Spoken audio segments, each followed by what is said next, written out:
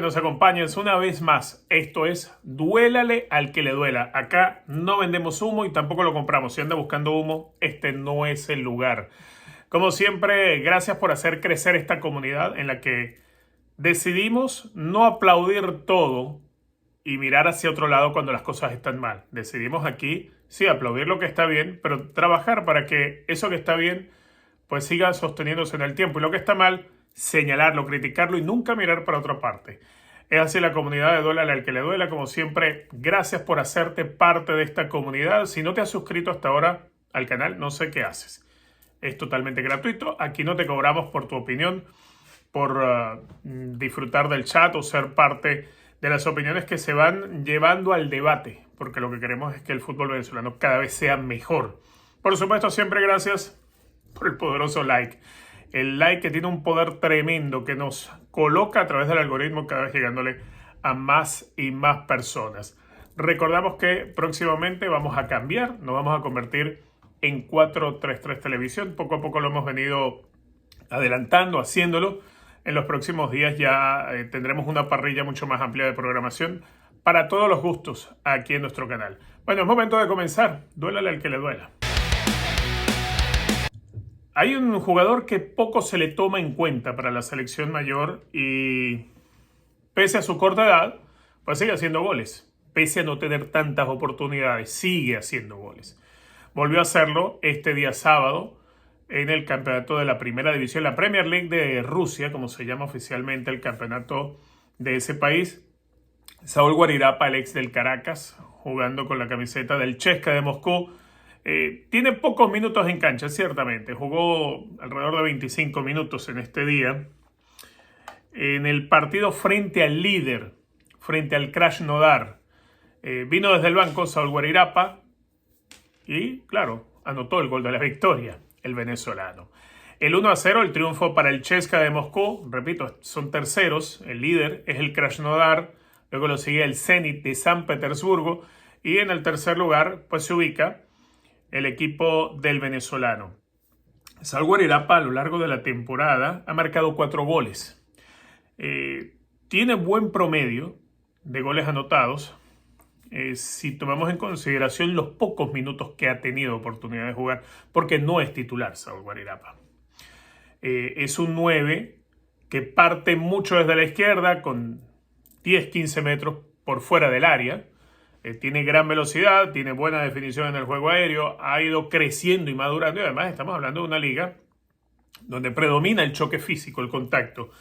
Y Saúl Guarirapa ha logrado un lugar allí, ha logrado crecer de a poco en un campeonato que es muy exigente, repito, por la parte física. El fútbol ruso no es tan abierto como cualquier otra liga que uno pueda encontrar en Europa Occidental, ¿no? En la Europa del Este es un poco más difícil, porque lo que priva es eso, ¿no? Enfrentarte a grandes defensores de estatura, mucho cuerpo, mucha fortaleza para el choque, quizá no tan rápidos, pero sí muy fuertes, muy duros. Y Saúl Guarirapa, pues, anota su 4º gol en la temporada. Si hacemos la comparación en cuanto a minutos, los minutos que tiene que jugar Saúl Guarirapa no son demasiados. Creo que estará alrededor de 208 minutos, algo así. Ahora, cuando tienes un jugador con las características de Saúl Guarirapa, que no es titular y que entre 20 y 25 minutos tiene que ser figura o que marcar o que convencer con sus desplazamientos y lo que haga en la cancha el técnico, pero no tienes la misma oportunidad que el que permanece 70 minutos en cancha. Tienes alrededor de 20 cuando entras. Pues el trabajo va a ser doble para ese jugador. También es bueno decir a favor del jugador que viene desde el banco de suplentes que normalmente por la situación del partido, cuando se trae un delantero en un partido que está 0-0 es porque se va a intentar bombardear el área donde él va a estar. Pero en el caso de Saúl Guarirapa son muy pocas las oportunidades que tiene en minutos y si las comparamos a los goles anotados, pues obviamente eso sube, eso se eleva, eso demuestra pues que Saúl está cumpliendo, está completando lo que ha venido pasando en relación a él. Los números, repito, con Saúl Guarirapa para mí son bastante buenos. La verdad no podría decir que no. Vamos a repasar exactamente los números que tiene en la temporada, porque ciertamente Guarirapa ha tenido que imponerse muchas veces a situaciones de ver que transcurre un partido y el partido está enredado, está complicado, y cuando entras, pues quizás no tienes la mayor cantidad de oportunidades. A ver, de los últimos 4 partidos, en 2 de ellos se anotó. En esos 2 partidos ganó no miento, en uno ganó y en otro, no sé, ganó los 2, porque con un gol suyo ganaron el clásico también contra el Spartak, el clásico, el derbi.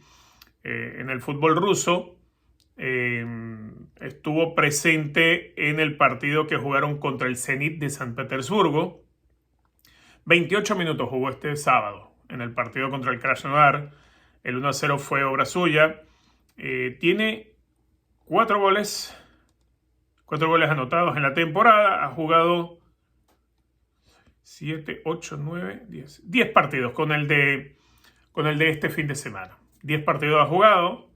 No en todos ha sido titular. Fue titular contra el Zenit de San Petersburgo. Fue titular en el partido que ganan al Spartak.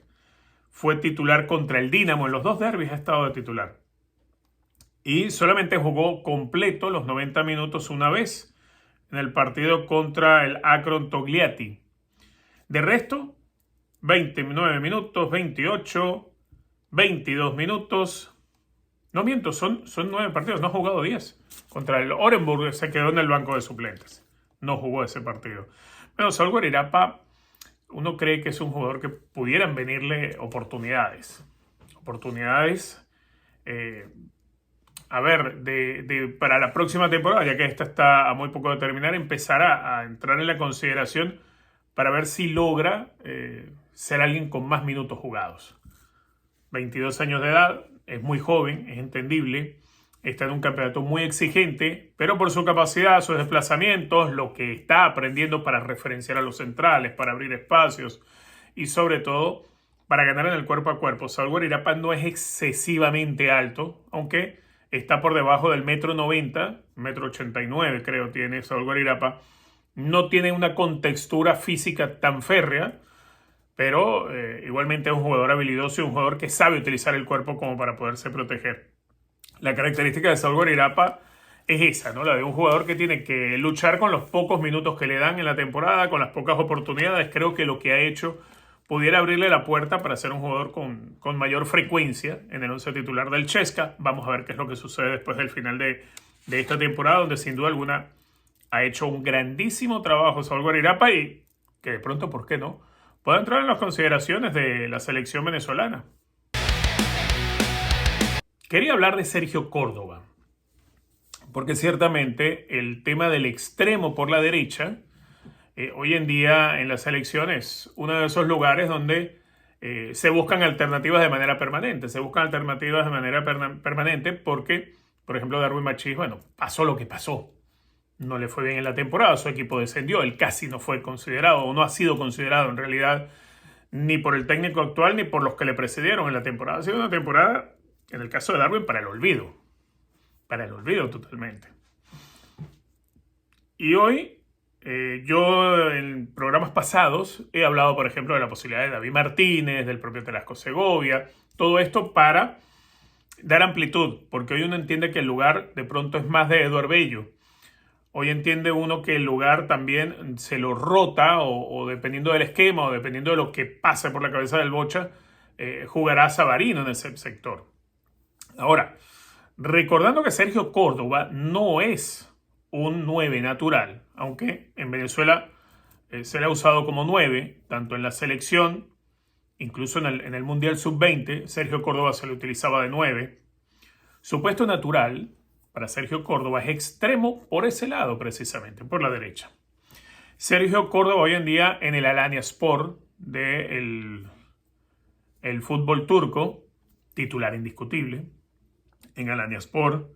Este fin de semana jugó 87 minutos, viene siendo esa la constante. Lo curioso es que él en el Alanyaspor no juega de 9, como de pronto se le ha puesto a jugar en Venezuela. Juega de extremo por derecha. No juega de 9 como se utilizaba en la MLS, por ejemplo. En su etapa en la Bundesliga, bueno, pasó de a ratos del 9 al puesto de extremo por la derecha. Pero en el Alanyaspor es extremo derecho. Y el ejemplo es como ustedes lo están viendo en la parte baja de nuestra pantalla, el mapa de calor de Sergio Córdoba. Todos los desplazamientos van por el lugar de extremo derecho. Sergio Córdoba pudiera representar esa posibilidad. Ahora, también entendiendo la idea y a lo que juega Venezuela o las capacidades para adaptarse a ese estilo de juego que pueda tener Sergio Córdoba. Todo eso es entendible y es manejable. Y de pronto nosotros decimos, bueno, pero es que él viene jugando de extremo derecho, sí, pero de pronto cuando lo traes a un equipo diferente o a un once diferente a jugar de una manera distinta a lo que juega en su equipo, lo va a notar. Y eso es la evaluación que debe hacerse con Sergio Córdoba, que debe hacer el cuerpo técnico, específicamente Fernando Batista. Una cosa es cómo te desenvuelvas con tu club por los compañeros que tienes y cómo está construido ese equipo. Y otro, integrarte a un equipo que es una selección nacional que, bueno, la arma el técnico con una idea de juego, con una idea de partido, con una identidad que quiere darle, un sello personal de alguna manera. En Sergio Córdoba, sí, juega como extremo derecho, ha regresado a esa posición que yo creo siempre fue su posición natural, aunque circunstancias de su carrera le llevaron a jugar de 9 por su altura, por su capacidad para el juego aéreo, probablemente también por su velocidad. Sergio Córdoba podía ser alguna solución para ese tipo de situaciones. Sergio Córdoba en la temporada con el Alanyaspor no ha estado nada mal. Juega con la camiseta 9, eso, aunque juega de extremo por derecha. En la temporada lleva 9 goles, 3 asistencias, Sergio Córdoba. De los 33 partidos que ha estado, poco más del 30% de esos partidos él ha incidido o directa o indirectamente en el gol para Alanyaspor. Hoy Alanyaspor no es uno de los equipos que esté, por decirlo de alguna manera, uno de los equipos más codeados, más codiciados, mejor dicho, para algún futbolista, pero sin embargo le ha servido. De esos 9 goles, bueno, ha marcado contra el Trabzonspor, que es uno de los equipos fuertes también del campeonato turco. Alanyaspor es un equipo que realmente su principal ambición es lograr entrar en zona europea. Eso, digamos, es la preferencia del equipo. Alanyaspor en este momento es 1/10 de la clasificación en el fútbol de Turquía. No es un equipo construido para ser protagonista, pelea de mitad de tabla, pero su aspiración es poder en algún momento entrar en competiciones europeas porque representa un incentivo económico importante. Sergio Córdoba, desde el punto de vista de jugar como extremo en el campeonato turco, pudiera representar también una de esas opciones ante lo que ha sido probablemente o va a ser la baja deportiva de Darwin Machís. Y cuando digo baja deportiva es que Darwin Machís no sé si va a llegar al ritmo que puedan llegar al resto de sus compañeros. Tal vez llegue y la rompe, porque así suele ser. Tal vez llega y es convocado por el Bocha Batista o no es convocado como sucedió en la última convocatoria que hizo Fernando Batista. El puesto del extremo derecho, curiosamente, para muchas selecciones el dolor de cabeza es un lateral izquierdo. Yo creo que particularmente la posición más difícil de encontrar en el fútbol para un equipo es el lateral izquierdo, porque el futbolista zurdo, por lo general desde niño, crece siendo creativo, porque tiene una capacidad de enganchar de manera diferente, porque la mayoría de los jugadores son derechos y les cuesta más entenderlo, saber los movimientos a un volante o a un extremo zurdo. Bueno, fíjense el caso de Patrice Evra, por ejemplo, terminó su carrera jugando como lateral, pero originalmente era delantero, por esa capacidad con el pie izquierdo de enganchar, de regatear. Grandes jugadores de todos los tiempos en su buena porción fueron zurdos o ambidiestros, o sea que manejaban las dos piernas, los dos perfiles. Lionel Messi, por ejemplo, zurdo. Mario Alberto Kempes, zurdo. Suele suceder en esas características. Hay otros que pueden manejar los dos perfiles. Salomón Rondón, por ejemplo, maneja los dos perfiles. De los históricos del fútbol venezolano, Stalin Rivas, zurdo. el zurdo Rojas. Zurdo, obviamente, por algo le dicen el zurdo. Entonces siempre el futbolista que maneje el perfil zurdo tiene cierta diferencia o cierta ventaja o cierta capacidad. Para Venezuela no es un problema encontrar un lateral izquierdo porque afortunadamente apareció Miguel Navarro en el momento preciso como para eso. Y después encontramos que tenemos dos muy buenos laterales derechos y uno de ellos juega por izquierda como si fuese derecha, y ese es John Aramburu, que ya vamos a hablar también de John Aramburu este fin de semana. Entonces para Venezuela el dolor de cabeza es dar amplitud, no que no lo tengas, es darle amplitud, es tener más opciones para el extremo derecho. Ese ha sido un dolor de cabeza. Incluso Venezuela ha tenido muy buenas opciones para el puesto de media punta, que es otro de los dolores de cabeza, conseguir un 10 natural, un enganche con las características de pronto que uno quiere ver. Bueno, en Venezuela hay varios, incluso hay uno que es extremo izquierdo como Soteldo y te juega bien en el puesto de media punta. Entonces, ahí Sergio Córdoba representa una opción adicional, pensando obviamente en lo que puede hacer la convocatoria para el 4 de junio y para el 10 de junio, frente a Bolivia primero y luego frente a la selección uruguaya. Esperemos a ver, yo supongo que sí, que está el cuerpo técnico del Bocha Batista analizando y haciendo seguimiento a todos estos jugadores. De todos modos, de momento la situación de Sergio Córdoba pareciera ser muy buena en su presente futbolístico, pero tendrá que verlo Batista y tendrá que evaluarlo para ver si llena la idea de lo que él tiene para la selección venezolana. Duélale al que le duela. Sigue invicto. Rafael Dudamel sigue invicto en el campeonato colombiano. A ver, 2 victorias, 2 empates. Los 2 primeros partidos que dirigió los ganó. 1-0 sobre el Deportivo Cali. 2-1, corrijo, sobre el Deportivo Cali. Y 1-0 sobre el Junior de Barranquilla. Miento, 2-0 al Cali y 1-0 al Junior, porque no le habían hecho goles. Los primeros goles los recibe en el partido que juega contra Águilas Doradas, que termina 3-3. En ese partido le hacen 3 goles al equipo de Dudamel, pero sin embargo, en condición de visitante, pues terminaron igualando 3-3. Un partido bastante entretenido.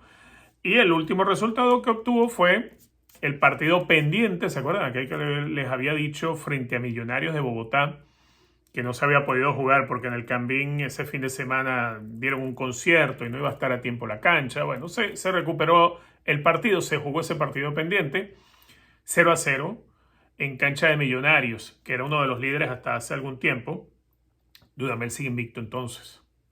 Sigue invicto, su equipo ha anotado 6 goles y ha recibido 3.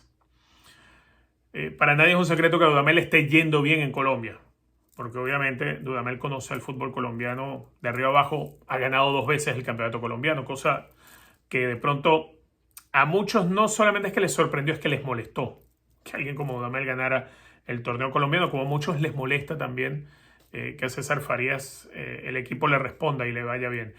César Farías va a jugar, el Junior de Barranquilla juega este domingo, si mal no recuerdo, o el lunes, creo que es el lunes que juega el Junior de Barranquilla.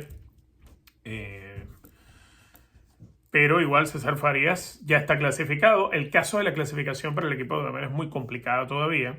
No está lejos en puntos el Deportivo Pereira, pero entendamos que no es el único que está tratando de meterse en ese puesto. El Deportivo Pereira hoy está en el puesto 13 de la clasificación.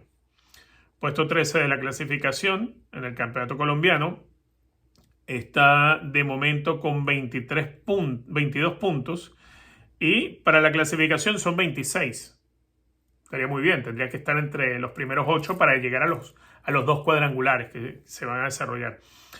En ese caso, uno pudiera decir, bueno, son solamente 3 puntos. Claro, lo que pasa es que los 3 puntos de diferencia se lo están peleando varios equipos y ahí entran otros factores como el golaveraje o todos los ítems de desempate.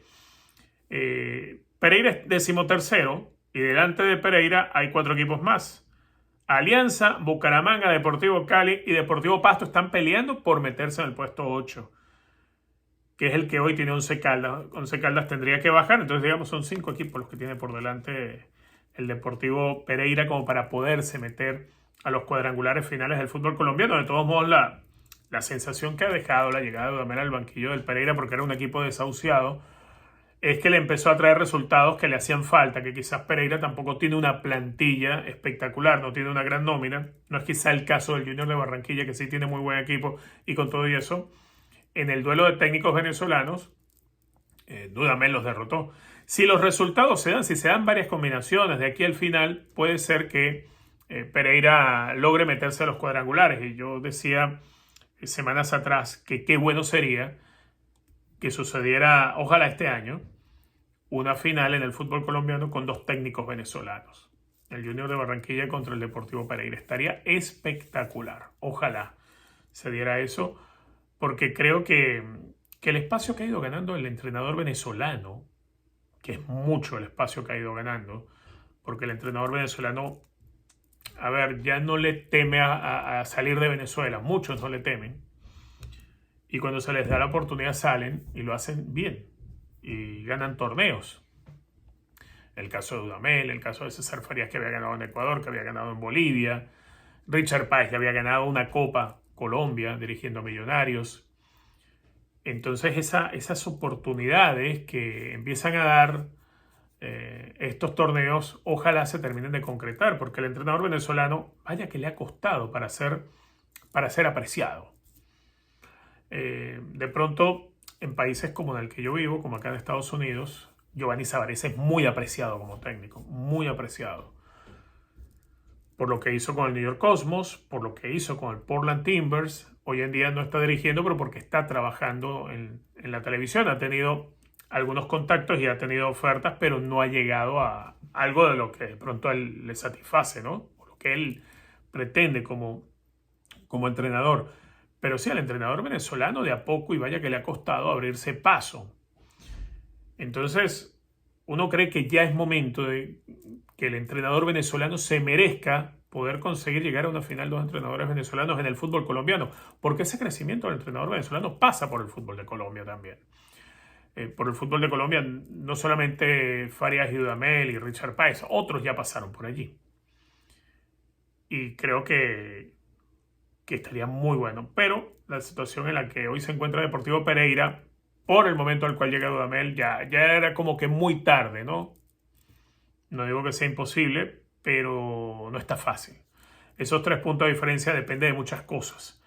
Porque viendo el Bucaramanga, el Pereira, tiene, si bien el golaveraje no es malo, es -1, pudiera, por el tema de golaveraje, porque lo ha levantado con estos 4 partidos que ha dirigido, pudiera levantarlo en relación al Alianza, por ejemplo. El Bucaramanga no tiene goles negativos, pero después los otros que le siguen por delante, por lo menos Once Caldas tiene +1, al igual que el Deportivo Pasto, +2 tiene el Deportivo Cali, que fue un rival directo al cual el Pereira derrotó en el primer partido que dirigió Dudamel.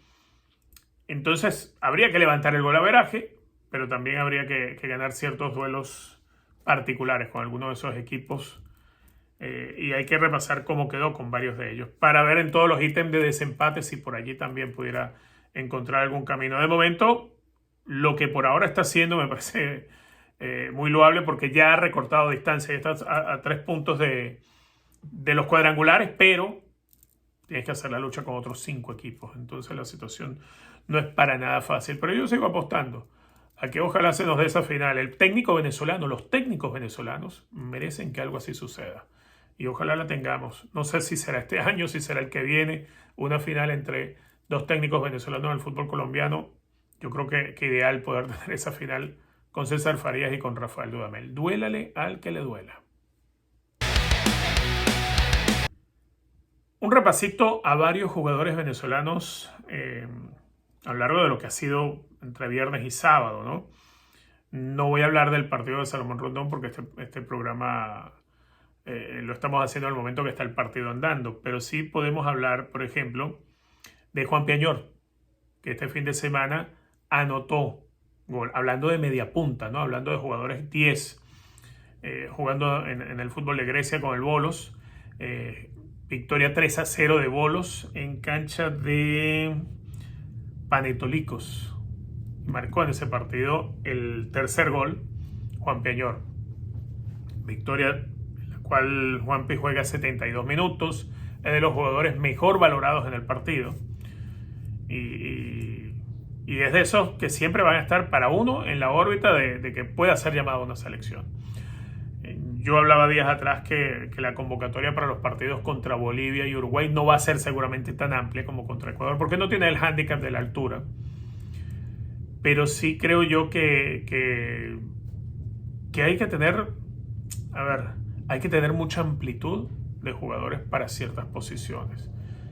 Y hay jugadores que, bueno, dependiendo del rival, si es contra Uruguay vas a necesitar manejo, pero vas a necesitar mucho choque también, mucha fuerza en la mitad de la cancha. Afortunadamente, Yangel Herrera va a cumplir las suspensiones contra Bolivia y no contra Uruguay, por ejemplo. Después está el partido que hace este sábado John Aramburu. Aramburu, su equipo pierde 4-0 con el Atlético de Madrid, un partido increíble, porque en 11 minutos Sorloth les había clavado 3. No tiene el mejor partido ni Aramburu ni ninguno de los defensores de la Real Sociedad. El equipo de Manuel Alguacil defensivamente fue un desastre. A Aramburu le costó el partido como le costó a Zubimendi, como le costó a Elustondo, como le costó a todos en la Real Sociedad. Quizá el menos responsable defensivamente fue su arquero, Alex Remiro, que al final tuvo que comerse 4 goles, los 4 de Sorloth. Ojo, que los hace en 30 minutos. Uno de los hat-tricks más rápidos lo había logrado ya en 11. Y además que lo hace entre el minuto 7 y el 11. Alexander Sorloth. El Atlético de Madrid, con esta victoria sobre la Real Sociedad de San Sebastián, se aseguró por 13ª campaña de manera consecutiva ir a la Liga de Campeones de Europa, lo cual es un alivio para los colchoneros. Desde que llegó el Cholo Simeone son 13 clasificaciones con esta directa a la Liga de Campeones de Europa. En el caso de la Real Sociedad está complicado el escenario, porque la Real Sociedad hoy no figura en clasificación europea. Cada vez quedan menos jornadas, ya van 5 partidos seguidos sin ganar, de los cuales solamente empató 2, es decir, de 15 puntos Real Sociedad sumó apenas 2 puntos. Y la idea de Manuel Alguacil era dejar el equipo con su 6ª clasificación a algún tipo de competición europea. Recordemos que hace poco habían estado incluso en Champions, pero parece que no va a poder ser. Y no vamos a tener a John Aramburu jugando esta vez para la próxima temporada con la Real Sociedad, al menos en algún torneo internacional en Europa, a menos que a John Aramburu pues le venga una oferta de un equipo que esté en competición europea, sea en España o sea afuera. Por ahí se hablaba mucho de la posibilidad de llegar al Newcastle United, que sigue siendo una posibilidad. Sí había reconocido en su momento el gerente deportivo que era uno de los jugadores de los cuales ellos le están siguiendo la pista. Pero, ojo, esto hay que tenerlo muy claro. Cuando un equipo, a través de un gerente, reconoce que ellos están siguiendo la carrera de un jugador, cuando eso te lo dice un gerente, es porque no solamente están siguiendo a ese jugador. A ver, los equipos van siguiendo a través de sus gerentes deportivos, tienen gente observando, analizando, conversando de manera permanente con el cuerpo técnico la progresión, primero de jugadores de la cantera o de jugadores de la reserva, y después los que están en las ligas alrededor. Y lo que reconocía el gerente del Newcastle United es que sí, estaba en la órbita, pero no es que está en la órbita él. Ojo, están en la órbita varios. No es solo exclusivo para Aramburu el puesto de lateral derecho. No es un lateral derecho lo que están buscando tampoco de momento. Pero está dentro de la órbita. Cuando se habla dentro de la órbita es que está en la observación. A veces uno tiende a confundir por cómo se escriben las cosas o por cómo te lo quieren vender. Dicen, sí, el Newcastle United está interesado en John Aramburu. No es que esté interesado, le está haciendo seguimiento. Y cuando le hacen seguimiento, cuando está en esa órbita, el hacerle seguimiento a un jugador, significa que no solamente puede ser él, pueden ser 20 o 30 jugadores para ese mismo puesto. Porque así se maneja, así funciona. Yo no descarto que pueda suceder, pero que obviamente eso va a depender de muchos factores, va a depender del gusto del técnico, va a depender del costo de salida de un jugador, va a depender de con qué jugadores estás tratando de definir si traes a este o al otro.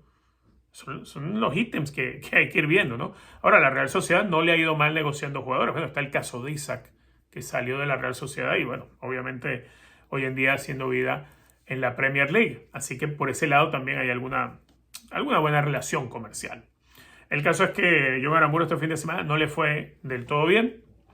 Un poquito mejor le fue a Cristian Cáceres Jr. El Toulouse empató a 1 con el Lens. En ese partido es amonestado el novillo.